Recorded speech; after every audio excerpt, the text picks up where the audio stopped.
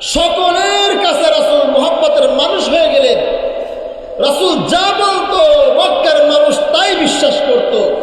রাসূলের নিকটে মক্কার মানুষ কাফেররা পর্যন্ত রাসূলের নিকটে আমানত রাখতে, বলেন সুবহানাল্লাহ।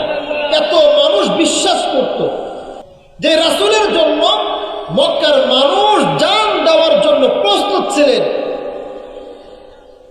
রাসূল ছাড়া তারা কিছুই বুঝতো না, মুহাম্মদ ছাড়া তারা কিছুই বুঝতো না।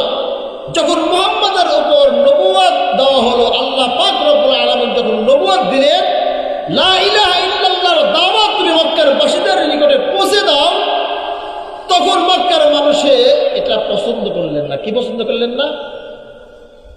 মক্কার কাফেররা বলতে লাগলো, মুহাম্মদ তুমি ক্ষতির মধ্যে পড়ে গেল। কিসের মধ্যে?